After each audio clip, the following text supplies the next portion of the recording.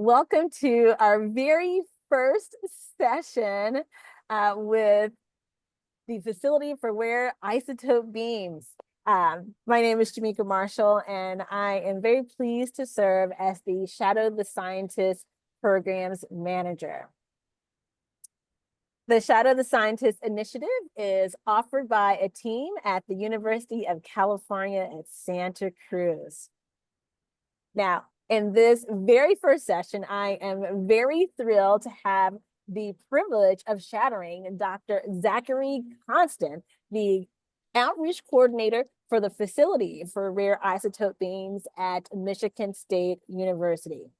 Now, this world-class research facility is also a teaching and training center which hosts the most powerful rare isotope accelerator. Michigan State University operates FRB as a user facility for the United States Department of Energy's Office of Science, with some financial support from and furthering the mission of the DOE SC Office of Nuclear Physics. And now I'm really, very excited to welcome Dr. Z to get us started on this amazing journey. Dr. Z, thank you so much for being with us and for allowing us to shadow you today.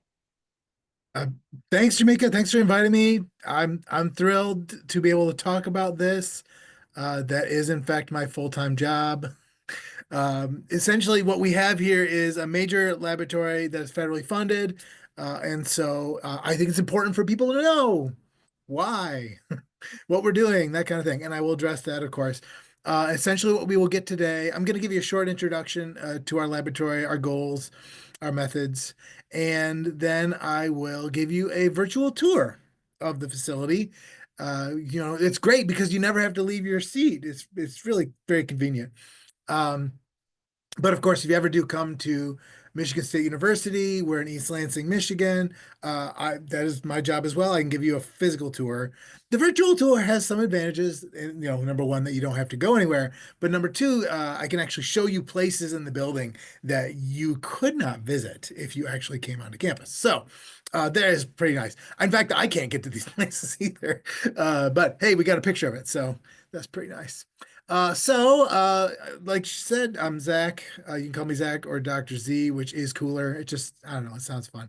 So I don't actually do research here or teach classes. I'm the outreach coordinator. I communicate what we do to any audience that's interested. And so today it's Shadow the Scientists, which makes sense. We have this wonderful building smack dab in the middle of the Michigan State University campus. We have 50,000 students on campus, and they walk by this building all day, every day, and have no clue what's going on in there. I used to be one of them. I was a graduate student in physics at MSU, and I had friends who worked here, but I never actually got in the building, never really understood what they were doing. But it's a very special place, and that's why it's important for us to tell our story. So, of course, what do? We study the nucleus of the atom. We're nuclear scientists. That's the business, right? It's just a nice model of an atom here. It's called the Bohr model. It's animated. It's pretty. It is absolutely incorrect. This is not what an atom looks like, but it's a model that people are generally familiar with. Of course, it does show there's 3 different parts. That is useful. Protons, neutrons, electrons. You probably heard of those. They're not really red, white, and blue. Sorry, but we can just pretend for now.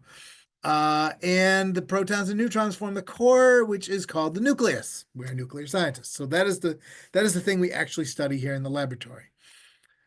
Who cares? Is a really important question to ask. I already mentioned that we're funded, and Jamaica said, Department of Energy, right? So our operating budget this year, I think, is $130 million. That is what it takes to do the research that we do. So essentially, the people in the United States are investing in this. It is a huge investment, and therefore there had better be good reason to do such a thing. Turns out there is, because of course, when you spend money and time studying the nucleus, turns out that everything is made of nuclei, right? You and me, this computer, the air you're breathing, the chair you're sitting on. There's a lot of nuclei, and therefore, the more we learn about how they work, the more we understand matter in general, and that information becomes useful in ways nobody really saw coming. For instance, if you've ever had an MRI or CAT scan or PET scan, those are all nuclear detectors. They were invented to measure the nucleus. There are ways to use particle accelerators, the same stuff we have in the lab, to literally kill cancer. So they're shooting tumors with fast particles and killing these cancer cells outright. That is wonderful. We want the cancer dead. So there's a lot of medical applications that are straight from nuclear science, and you might have had some experience with these. So I like to bring it up. You can also tell how old things are based on the nuclei inside. You can make electricity. About 20% of the electricity in the United States, it comes from nuclear power. So that's pretty useful. My favorite example of nuclear science is the thing you're looking at. Whatever device you have. Here's my phone. Honestly, you cannot build electronics. The transistors we have, the scale we're dealing with, you just can't do it well without understanding the nucleus. And so the things that we have learned in this lab have made these modern consumer electronics possible. Now, when we study the nucleus, are we trying to invent a phone? Absolutely not. But that's what we got. So you're welcome. I just take credit for everything. It's fine. But bottom line, this is like, who cares? Turns out everybody cares because the things that we learn are actually going to, and I'm not kidding, save lives and change the world. And so this is a big investment, but it's always going to help people. And that is why we want to bother doing so in the first place. So hopefully you're on board. I want to convince you that, we should do nuclear science. Of course, if you are paying taxes in the United States, you already bought it. It's too late. But we appreciate it and we want you to know what we're doing. So what do we do in the laboratory here? We don't just study nuclei. The nuclei that you run into all day, every day are stable, uncommon, and boring in general. There are a few radioactive ones, but not very many. And when you look at this chart, which shows all the nuclei that have ever been discovered, is charted by the number of protons and the number of neutrons in the nucleus itself, which I have a model nucleus. Just easier to talk about this when I have my marbles. What I've got here is a nucleus with white protons, green neutrons. I'm at Michigan State. That's our colors. I can do what I want, which is great. This particular nucleus has 6 protons, so it's carbon, and 6 neutrons, it's carbon 12. The number of protons tell you what element you have. And here you go, all the elements. And you might have seen the periodic table, lists a lot of elements, and they're all determined by the number of protons in the nucleus. But the number of neutrons determines which isotope, which variety of the nucleus that you have. And so that is what we are interested in this laboratory, not just stable isotopes like this carbon-12, but if I pull away a neutron, I can actually make a rare radioactive type. So when you look at this chart, the black squares are the stable isotopes, and there's about 300 of those. Actually, less than 300. So if you only ever studied the nuclei that you have access to on this Earth, you'd get less than 300 types. But we are, of course, the laboratory that studies rare isotopes. It's our middle name. And there's over 3,000 rare radioactive isotopes that have been observed so far. There's probably a lot more. And so our job in this laboratory is to maybe discover new isotopes, to study the rare radioactive isotopes that don't exist on Earth, but we can make them in this laboratory. And the things we want to learn about them can be as simple as literally how much it weighs, size and shape. There's just a lot that we don't know about the nucleus at the scale we're talking. So that is our laboratory's job. But if we are going to study nuclei that do not exist on Earth, how are you going to do that? It's kind of an important question. And I mentioned it's very expensive. Well, that's because we're doing things that have never been done. That's what research science is all about.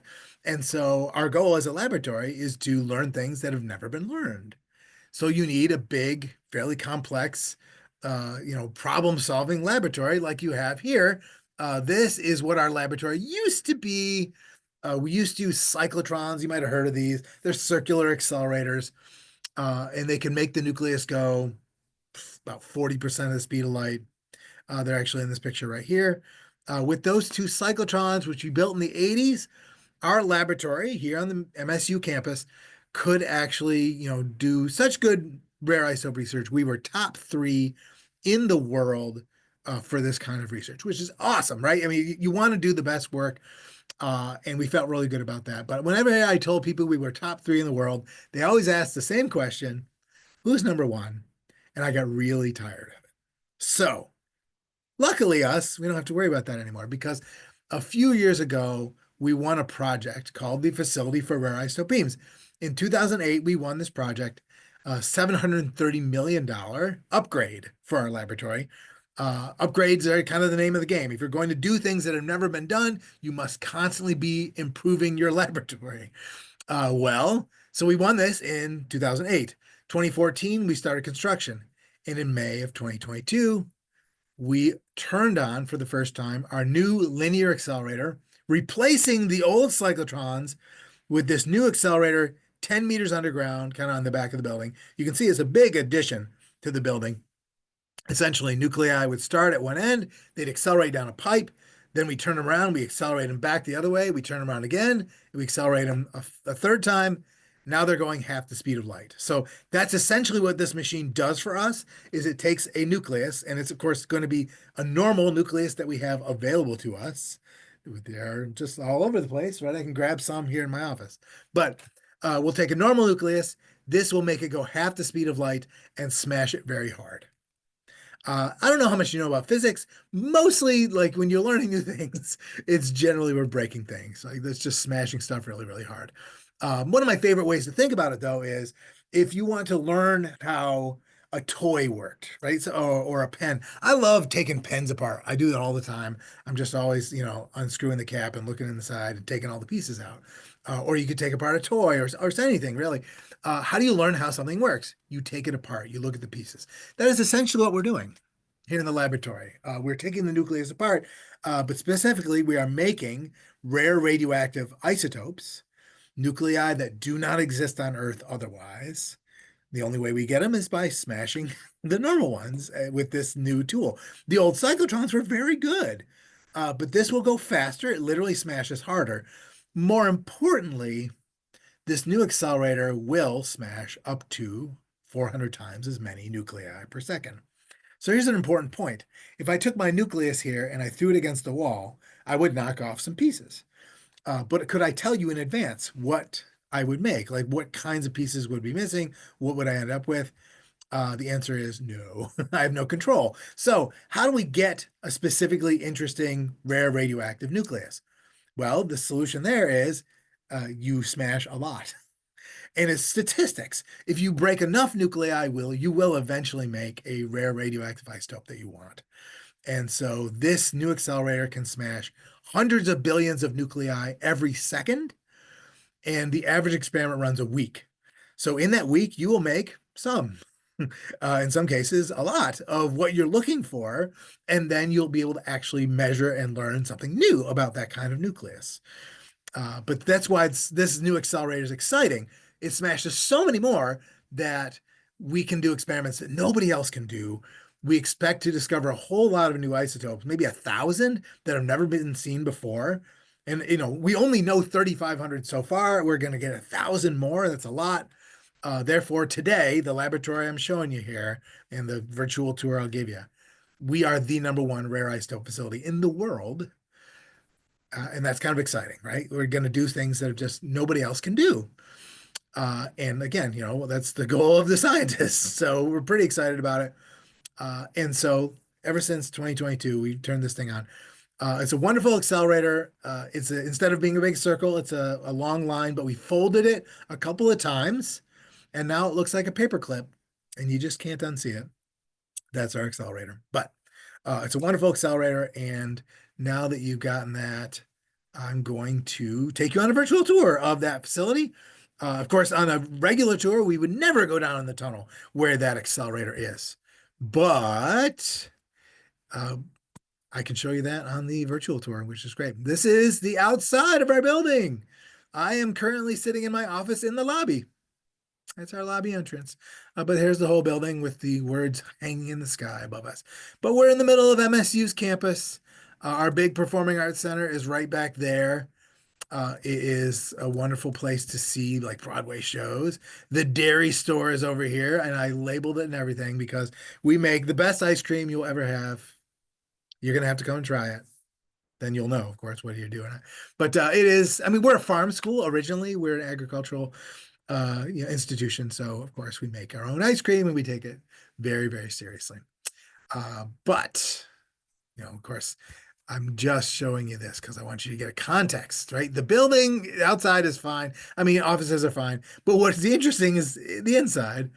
And so now we have a photosphere. That's what all these are of our lunchroom, which is also nice. These are all live plants, real plants. This is where we sit and eat lunch. Our old cyclotrons are on the other side of this wall, actually.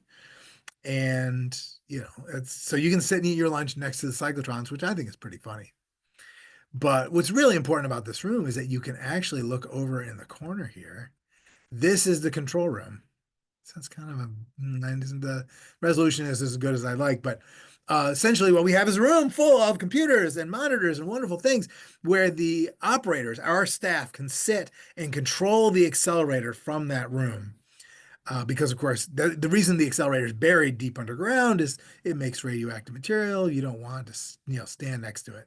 So this is the remote control, our mission control. From here, they can, do the laboratory's work. But of course, our laboratory exists to serve scientists. And these scientists actually come from all over the world. There's 1,800 of them from 50 different countries who want to do this kind of research. And because our lab is the best in the world, they want to come and do research there. And so there's a little hallway right here. And through that door, there are several cubicles with computers, and that is where the actual scientists sit during their research. They will come in for about a week worth of experiment time. They will watch the data live. We do run 24 hours, so their experiment will run 3 shifts. There's a midnight shift. We're just like a factory, really, except that we make knowledge instead of, cars. So during the experiment, they will sit down that hallway. They will watch the data. If there's something wrong, they can come and bug our operators who are sitting in this room to, basically get what we need, right? They're the customer essentially, except they don't pay anything. That's an important point. The users are getting free beam time. The research is paid for, is funded by the U.S. Department of Energy. So again, those of you paying taxes, thank you. We really appreciate you. So how do they make this work? Well, again, I mentioned we have to start with something stable, and we're going to accelerate it into the accelerator. So this is the room we call the ion source. Essentially, we start with a sample of one specific stable isotope, and we can accelerate any element you like. We do oxygen, iron, uranium. We accelerate more calcium than anything. We really like calcium. And there are reasons we could talk about if you want, but essentially you're going to select the stable common isotope to start with that when you smash it will give you the best chance of actually producing the rare isotope you want. So knowing what we're aiming for, what the researcher specifically requested, then we're going to start with iron or argon or titanium or something. And there's a little oven in the back corner here. That oven will get up to a few thousand degrees. So we start with a sample of this material. It's usually going to be a solid, but we can heat it up till it becomes a gas. We literally boil uranium or lead or whatever. And yeah, so do not breathe that. That's important. But once you have a gaseous state, you can strip the electrons off. It's the ion source. It removes the electrons. And that's important because once the electrons are gone, it has a charge, right? A positive charge. And that is what you use high voltage to push nuclei from this ion source down a shaft. There's a 10-meter deep shaft right behind this, and that pushes nuclei down into the tunnel. And the tunnel, of course, directly below our feet here, that's where the accelerator is. But like I said, we're going to start here with something stable. And now that it has a charge, we can push it into the accelerator. And here it is. So like I said, this is definitely a place you could not go. I love the radiation restricted area sign.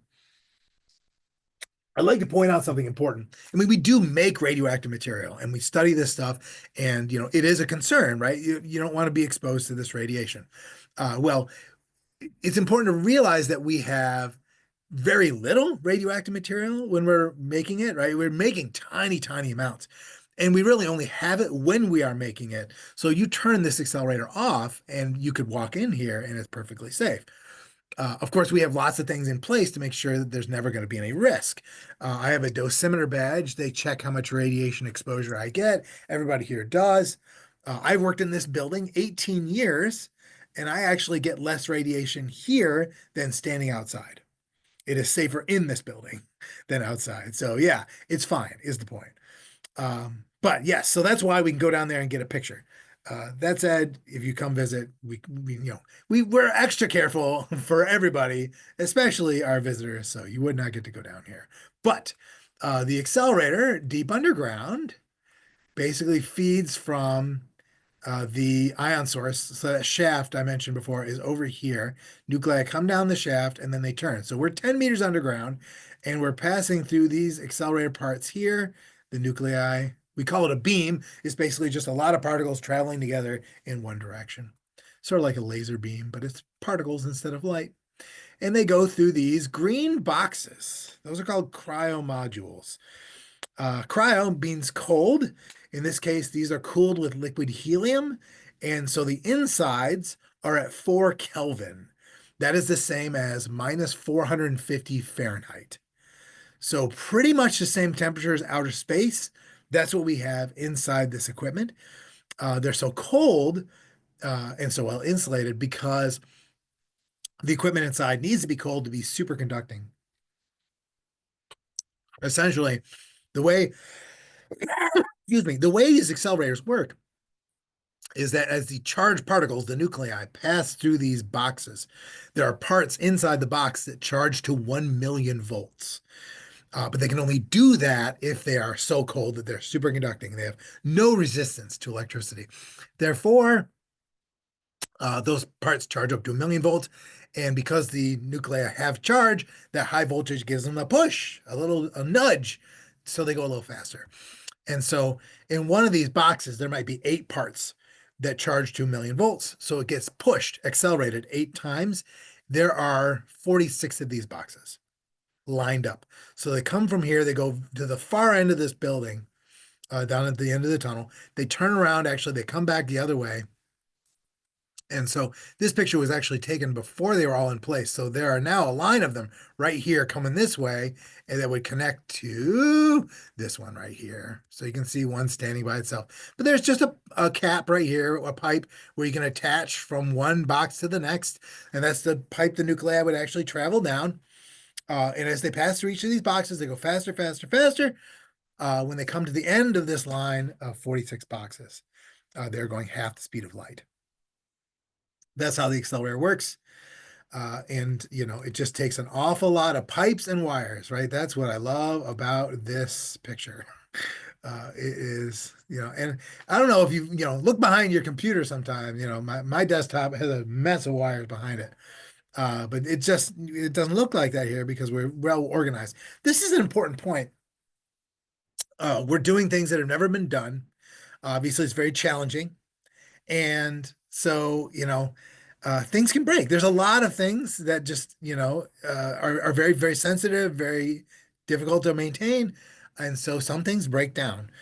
So our laboratory is well designed, is documented and arranged so that it's easy to identify where the problem is and fix it as quickly as possible.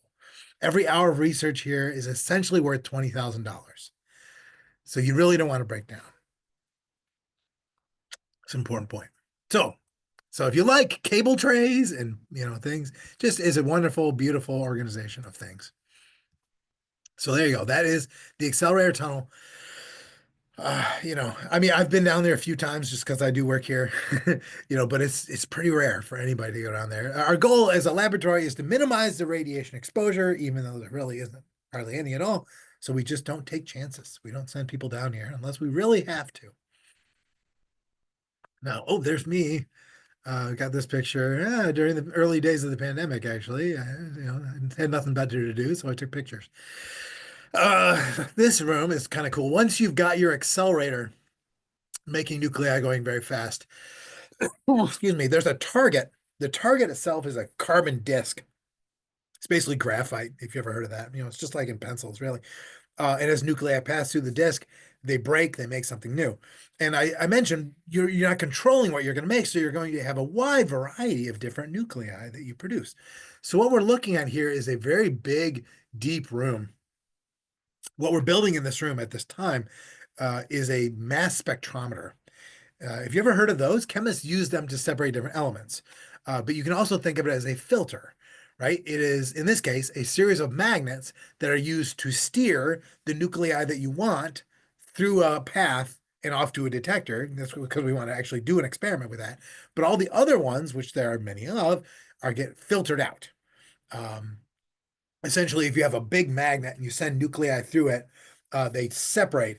Think of it as a prism separating colors of light, right? You have a white light coming in, you get a rainbow out, and all these colors are individually separated. You can identify them. We have a rainbow of different nuclei that we're making, and this system of magnets, which starts, 15 meters down and then steers the nuclei, filters them all the way back up to ground level. That's where we're standing here. Yeah. So we're missing the big one of the magnets here, but you can see one of them down here. That magnet is 180 tons. It just has to be a really strong, big, powerful magnet to separate out the different nuclei as they are traveling through at half the speed of light. So, that's what it takes. Just, well, our lab has more than anything, is just ginormous magnets. And that's how we steer the nuclei where we want them to go. It just takes really powerful magnets to make that steering when the nucleus is traveling so fast to begin with. So this is definitely a room I could never take you to in a physical tour. Again, really well organized wires. Look at that. That's pretty. The lab exists now and I can show you these great pictures, but like we started planning this in the 90s. You have to be thinking that far ahead if you're trying to do things that have never been done. So it takes a lot of planning, but they got there. Now, after you've filtered out the nuclei you don't want and steered only the specific rare isotopes you want to study, you can actually divert them to a detector, a place where you will measure the nucleus. And this is one of our detectors. Let's see, here you go. Let's zoom out a bit. That is the S800 spectrograph. It is essentially another mass spectrometer, 3 stories tall, 300 tons. That is a big, big detector. And we use it to literally measure the size and shape of the nucleus. It's, of course, important to realize that, the nucleus is very, very small. You will never observe it directly. I don't care how good your microscopes are, you won't look at it. And so to measure the nature of it, what it looks like, essentially, you need big, very complex equipment. And that's what we've got here. This detector is huge, like I mentioned. So nuclei come from the accelerator and you can divert them down a pipe through some magnets right here. That's what these red things are. Through some magnets. You can see the scale by this person here. There's a metal sphere right here. That is probably one of the best gamma ray detectors in the world. It's missing some parts here. It's gotten some new pieces since, but essentially nuclei would come into this thing at the center of this sphere. You'd hit a target, just a little foil of material. And when nuclei run into other nuclei, they generate gamma rays, very high energy light. Well, this thing picks it up. So we have essentially modules that stick into these various holes. Looks like Swiss cheese. But each of these modules will pick up a gamma ray if it goes in their direction. So by putting a sphere here, it doesn't matter what direction the gamma rays go, one of those modules is going to pick it up. So we're seeing the light generated when nuclei run into each other. And that light tells you something, right?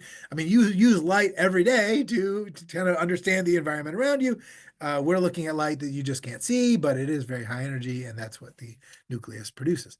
But of course, the nucleus will hit, but can still go on. So it actually proceeds through here into some magnets, it turns it, it's another big magnets that just kind of turn and sweep the nuclei up to the top here. And so At the top, there's more detectors for measuring sort of how fast the nucleus is going, what direction is it going. You collect a lot more information about what's going on. Again, you can't look at it, but we have lots of ways to kind of identify what the nucleus is doing.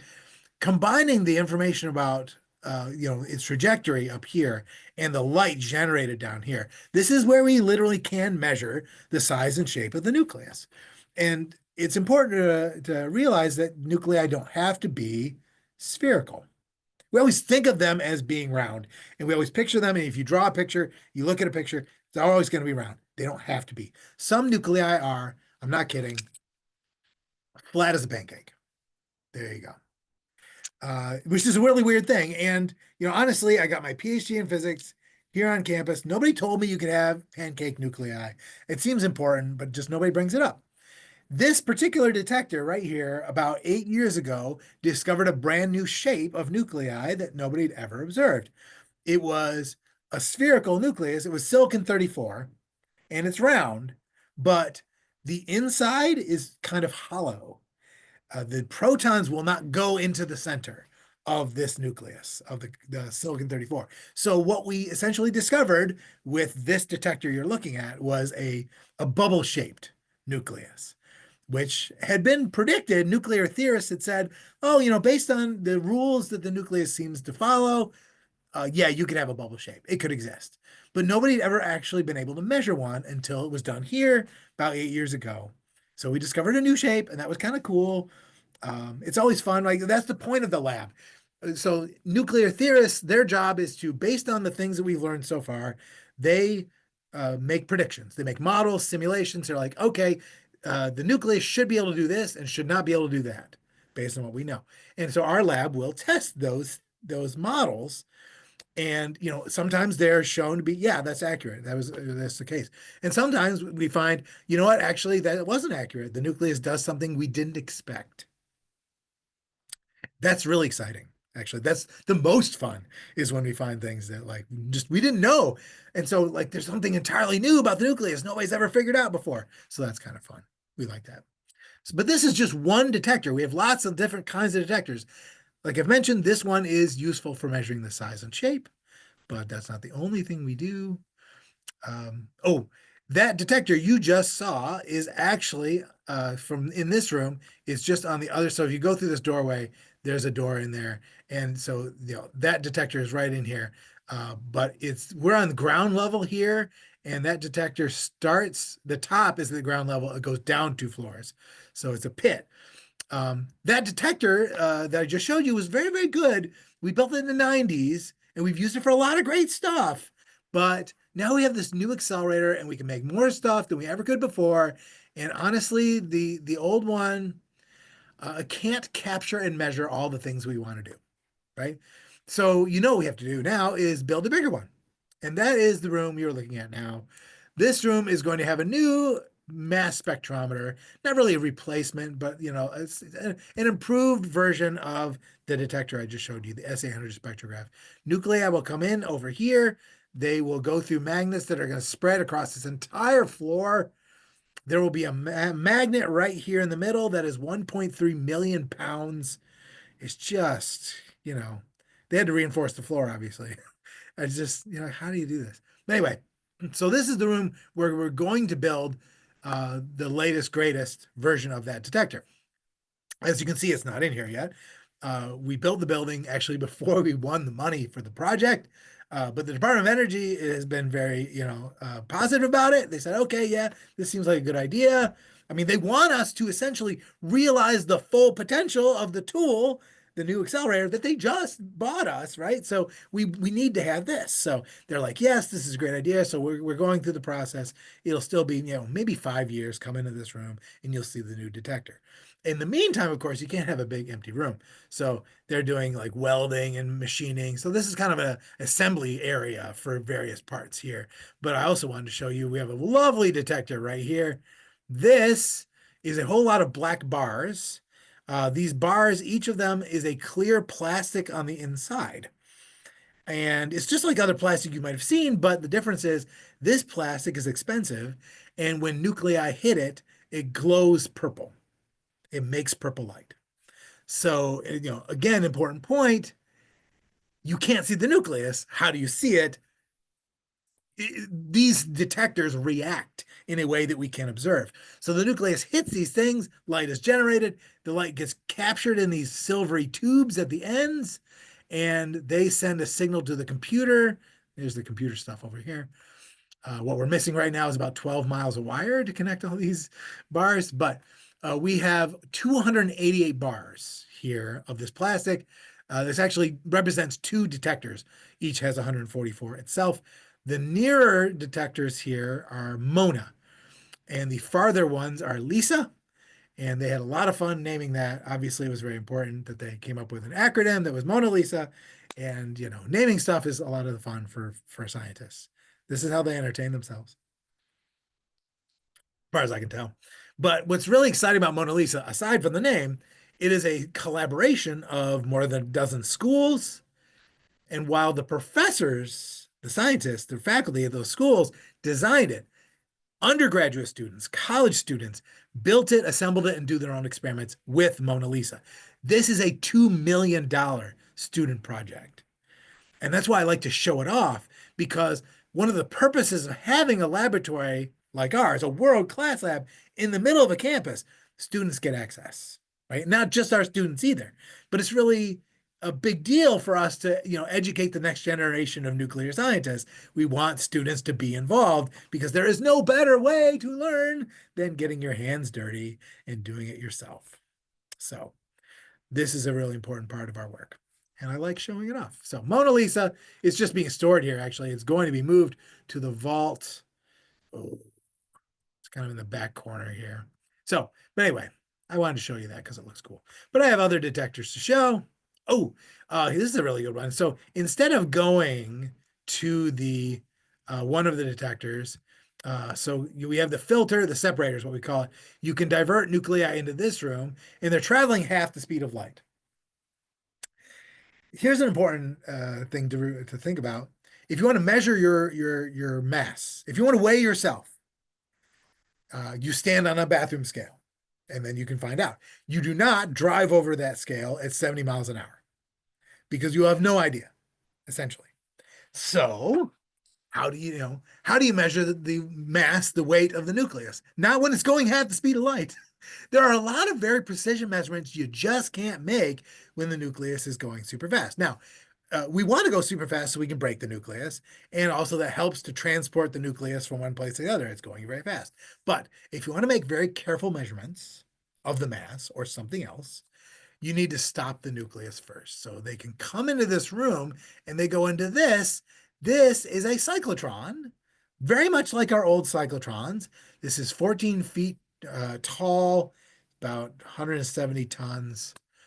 But what's important is every other cyclotron ever built, ever since 1930, that was the first one ever, it was designed to make the nucleus go fast. This is the world's first backwards cyclotron. It slows them down instead. It's a gas stopper is what we call it. So nuclei come into this cyclotron, they go in, because it's such a powerful magnetic field, they go in a circle inside, but the cavity inside this is full of helium. As the nuclei are kind of running into helium gas, they slow down, they lose energy, right? So I've got my, car traveling at 70 miles an hour. I need to slow it down so I can weigh myself. So I will just put a whole lot of pillows on the highway. You put enough pillows and you will eventually slow down. So that is essentially what we have here. The helium slows it down very gently, which is good because we don't want to damage the nucleus at all. So the nucleus slows down, spirals in, and eventually is extracted out of this at nearly zero speed.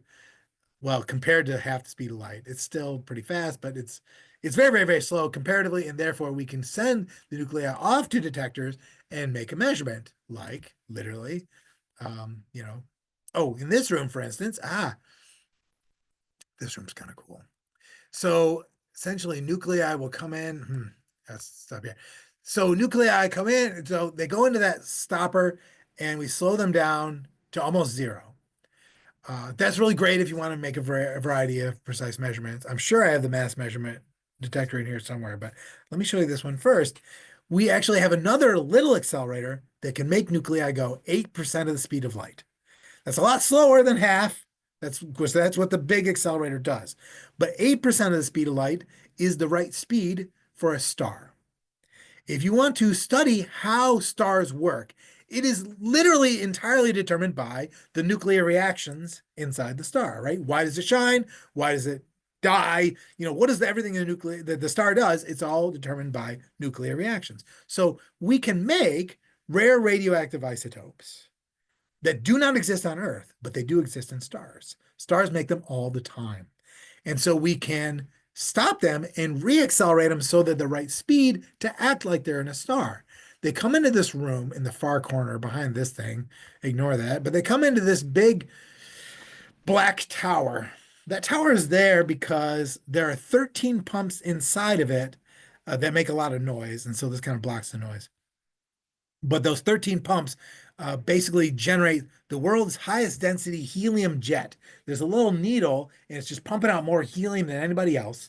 And as the nuclei that we've made travel through there at the right speed for a star, they run into a helium, which is something you would see in the stars. They got lots of them. And when they run into that helium, they might do certain nuclear reactions. What we're especially looking for is capture reactions, where essentially a nucleus can just attach another particle one at a time, as opposed to fusion, where you're just sticking whole nuclei together. A capture is I'm just adding one proton or one neutron at a time. We think those reactions are really important for how the universe has made heavier elements. I'm talking about everything beyond iron. We really don't know where it's coming from, but we think it's capture reactions. And so we want to test how do these capture reactions happen? And so in this box, we make that helium jet. As nuclei pass through, they might capture, add on a proton or a neutron. And so we're trying to see, like, does it ever happen? Does it happen a lot? Does it happen a little? It's usually not going to be too much. So, what you have coming out the other side here is very few nuclei that have actually done what you wanted, and again, a whole lot of nuclei that have not. So we need another filter, and that is what this is. This is all these blue and yellow and red magnets are filtering the nuclei that we don't want and sending only the ones we do. And so you can see this is a pretty big room, and this filter goes across the entire room, picking out only the ones we want and sends them down to this end where you can actually measure, okay, how many of them successfully did it capture? Because essentially, we're literally trying to understand, how did the universe make gold? Was it capture reactions? Can the number of capture reactions we measure explain the amount of gold that we have? No kidding. This is a big part of what we do in the laboratory. And so we call it nuclear astrophysics. It's a fancy way of saying how do stars work, but that is in fact a big part of what our laboratory does. And so this is just one room where we do a lot of nuclear astrophysics. The 13 pumps that are making that helium jet, every one of them is named after a dwarf in The Hobbit, because that is the kind of people you get in this facility. And I cannot get enough of it. Right? That is the kind of people. So nobody's really surprised, honestly. Like, of course, they're just like that. So this is another detector. Here's another detector for measuring, again, nuclear reactions in stars. If you've seen an MRI machine, that should look familiar. It is an MRI we bought from a hospital, but MRIs were originally invented as nuclear detectors. So this one we have repurposed back into its original goal, as far as I'm concerned. And so instead of putting a human in here, which we could, we will usually put a chamber of hydrogen or helium gas. Again, the kind of gases that you would find inside of a real star. And so the nuclei reacting with those gases might do capture reactions or something else that will help us understand what a star is capable of and what it is not. So this is a wonderful detector. It studies stars. We call it Solaris, which is a good name if you're going to study stars. Wonderful, wonderful detector. Just a huge magnet, basically, right? Because you can see a person would slide into this thing on these rails right here. We do not do that anymore. That's okay. let's see, what else we got? Oh, this is the other side of Solaris, because this is, there you go. So there's the MRI machine, but this actually shows you a transport beam line. So we make nuclei 15 meters underground. The rare isotopes we want are deep, deep underground. We use that filter to bring them back up, and then we send them to different points all over our building. And the total travel distance is going to be, you know, not quite a mile, but it can be close. So uh, transporting nuclei from one place to another requires these pipes, and these pipes are under vacuum. So as nuclei travel through these pipes, there's a vacuum uh, right there on the floor. This is a pump to remove the air from this thing. The pipe is under vacuum. There's no air. It's basically the same pressure as outer space inside of our pipes. That way the nuclei don't run into anything. They would stop in air. But of course, the nuclei are all positively charged. They tend to repel each other. So we need magnets, and that's what we have right here. Magnets to focus the beam back together. Think of them as kind of like lenses, focusing light back together, keep it going the right direction. Of course, a lot of these magnets are cooled with liquid nitrogen and liquid helium. I've got a chamber of liquid nitrogen over here. A lot of this equipment has to be, like I said, really, really cold temperatures to superconduct and do what it's supposed to do. So, just transporting nuclei around the building is very, very difficult. It's a lot of work. While we're here, I can actually point out, so we're inside of a big room, but we're in a smaller concrete bunker, and you can see the concrete walls all around us here. This will eventually hopefully load. I don't know why it's not doing that. Anyway, what we have is walls of concrete. They are generally 4 to 6 feet thick. And that's how we block the radiation, right? So when you're doing an experiment with Solaris, you're not standing in this room, you're outside. And so we can run beams into the air and not have a problem. Those walls, let's see if you can tell. I mean, you've seen walls of concrete bricks. You can't really tell in this picture, but in the end, those bricks have no mortar between them. They are not mortared together like a normal wall is. They are loose.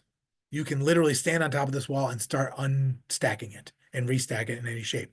The walls are modular because science is a moving target.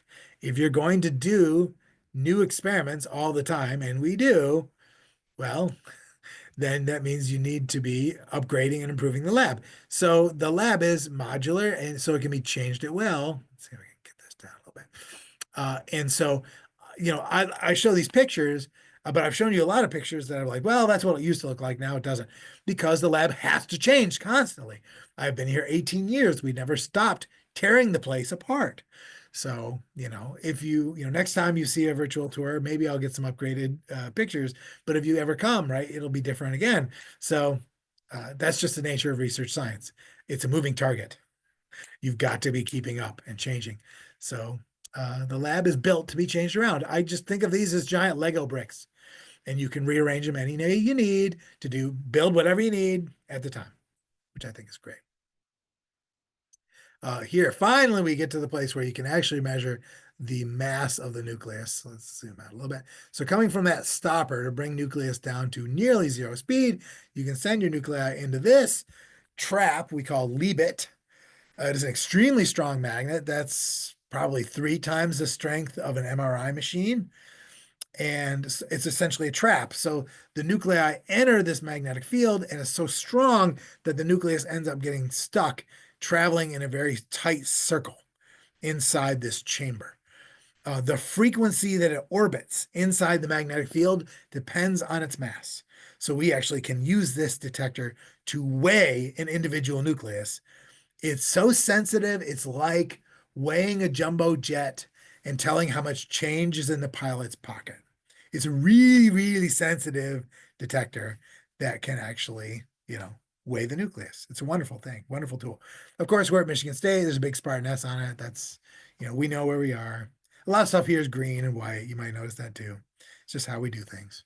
But that's a wonderful detector that we use to measure the nucleus. It is a strong magnet, like so many of the things that we have in our lab. The magnetic field is generated by a coil of wire in here, and then just run a whole lot of, it's a superconducting wire, so cold that it becomes, no resistance, superconducting, so we can run a lot of current through it and generate a powerful magnetic field.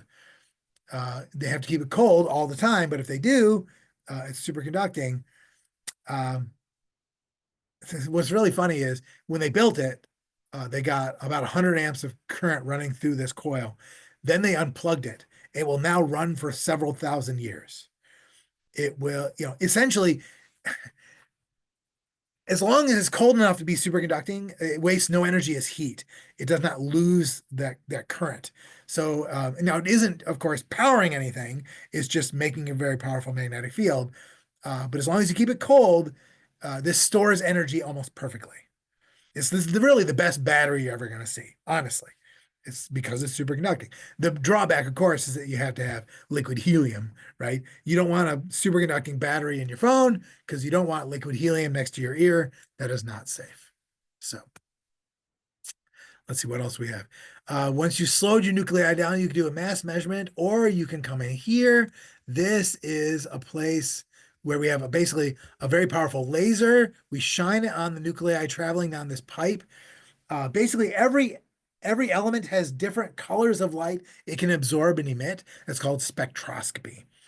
And that's unique for every element. So when you look at the light from a star, for instance, you can actually tell what elements are in the star just from the light that's available. That's really great because we can't go to the star.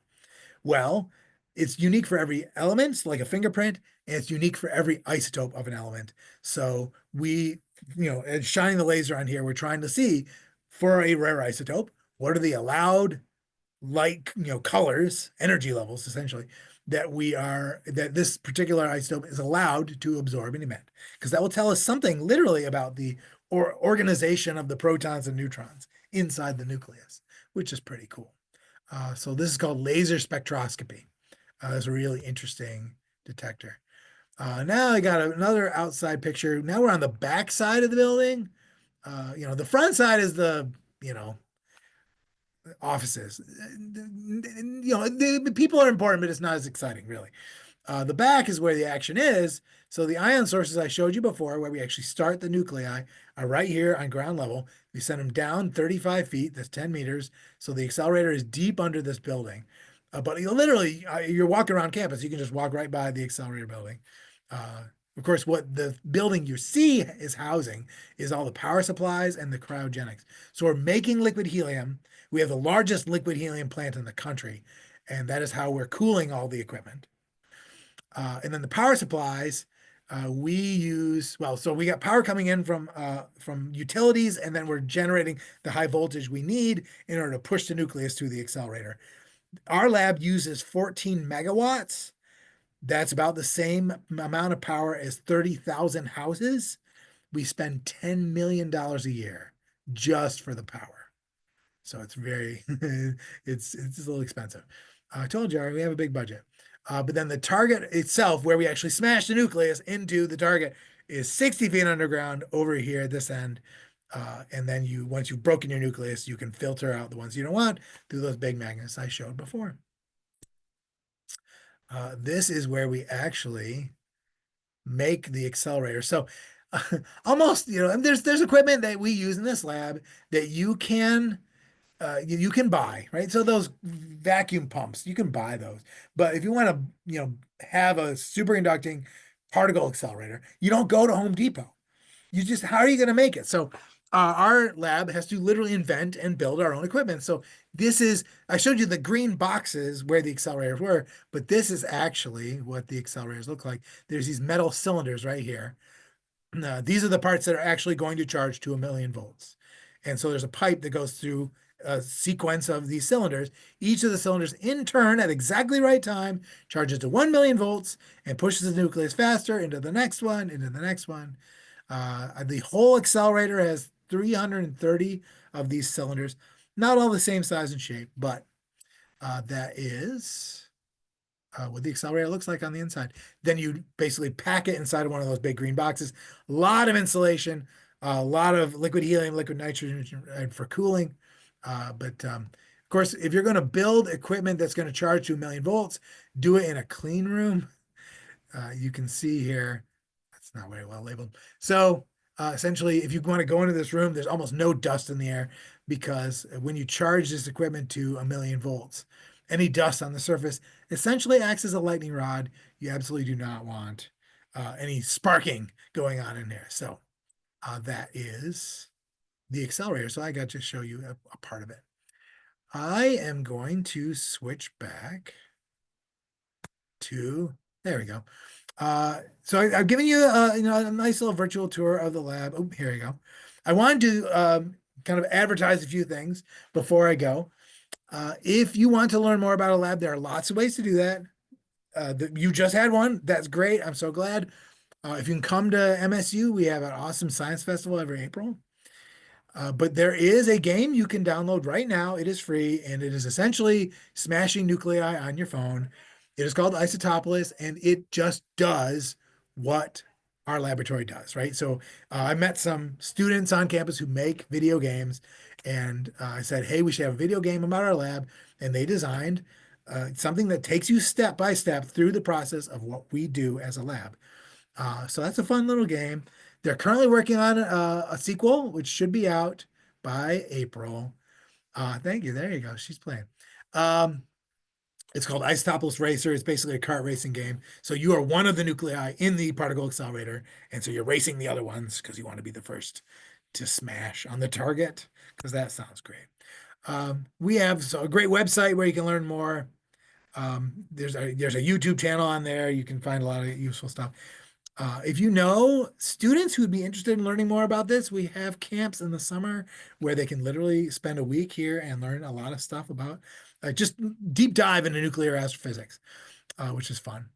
That's my email, of course, and that is the website where we can learn more. And that is my show. And I appreciate the opportunity to talk to you all about this. Thanks for tuning in. What a phenomenal experience, Dr. Z. Thank you so much. We have several questions. I know we Good. just have a couple of minutes left with you. So first I'll say, hopefully we can arrange another session with you, because I can't get enough of this. This is just blowing my mind with lots of new information. Okay, so quickly, first question.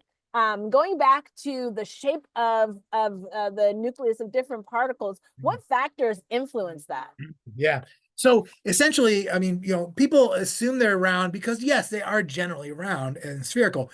And that's really a matter of energy. So the lowest energy nuclei tend to be spherical. But once you introduce excess energy into the nucleus, either by exciting a stable one or having a rare radioactive nucleus, because all of those are, the reason they're radioactive is they have more energy than they normally would.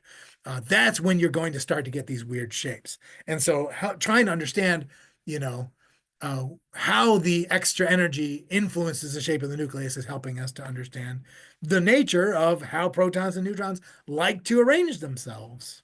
So it's a good one. So going back to the different kinds of experiments that you all conduct there, it's incredible that students can participate. What's the process for vetting potential experiments to use with this incredible facility? Yeah, that's an important point that I did gloss over. I mean, we have scientists from all over the world, and they all want to do their experiment, right? So obviously the lab only has so much time. So we essentially, the community of nuclear scientists elects a committee from among their own. So there's a committee of scientists that looks at all the proposals and picks the best ideas. What they're looking for is, what's the most interesting science? What are the things we really need to know next? What are we trying to figure out? Also, which of these experiments are likely to be successful? There's lots of things we'd like to learn, but maybe we're just not there yet. Like the equipment is not up to snuff. So only about a third of the proposals get approved in any one round. If you are not approved, you can absolutely repropose it another time. It might be good if you improve that proposal somewhat, but yes, it is a competitive process, and thankfully it makes sense. The community of nuclear scientists, the people who would know what are the things we need to figure out next, they're the ones kind of picking and choosing. Is there an archive, a publicly available archive of data that potential new nuclear physicists can access as they are trying to decide what kinds of topics they may want to study in university, and perhaps even for some young high school students who are looking for a science project? Right. And now, if you go to our website, you're going to find, FRIB in the news. And so that's a great place to start because, these are kind of the big stories that have come out of FRIB in the last year or so. And so, like, the point of the lab, of course, is that we're a factory that makes knowledge. Therefore, like when the researcher does their work, they don't pay for the research time, but they must publish. And that's, of course, the most important thing is that the knowledge gets out. So, absolutely, everything that is studied here is published for free that everybody gets to see. And so, if you go, into that section, you'll find a lot of stories that were in the media. But then, if you dig down, you'll find the journal articles that were originally published that will tell you, what are we actually working on? So yeah, that's absolutely a critical point. All right, I'll definitely check that out. And last, I as I was talking to you before the session, I just had a session with the Gemini Observatory user community, and during that session, there was a target of opportunity that was triggered by several PIs, and it happened to be a gamma ray burst. And I see that the FRB research team has identified a flaw in physics models of massive stars and supernovae relating to gamma ray bursts. Can you talk to us a little bit about that? So that's like a really, important thing. you know, I like to emphasize the fact that nuclear astrophysics is such an important deal because, you know, when I brag about nuclear science, some people get excited, but more people get excited about astronomy. So I do like to emphasize that. And so yes, there's a lot of things that we are doing that are trying to identify the nature of the nuclear reactions that are going to produce what you observe from a star, right? But then we need to be partnering with astronomers and astrophysicists to say, okay, what are you seeing and what are you predicting with your models? And then like, well, now we're instead of going to the star, we're going to actually try to reproduce those reactions here. And so yes, that particular experiment and result, they said, okay, well, there's something about in the end, what you're trying to do is interpret the gamma rays you're looking at from this star, right? And you're trying to say, okay, well, from that, this suggests to me maybe that, that there's this many reactions per second, the density is like this. Like, so I mean, I love when they talk about in this from the data that we collect here, right? They're like, well, I think we can constrain the radius of a neutron star to this, right? Or how fast is it spinning, or blah blah blah, that kind of stuff. And so, essentially, um, our models, we depend on the models to say, okay, then this observation we're making is relevant to this nuclear reaction. But of course, if we do a nuclear reaction and say, okay, well, that's not actually what we expected, then that changes it entirely the way we interpret the observations we're making from the stars. So that's why we're such an integral part of the whole process. So yay, nuclear astrophysics.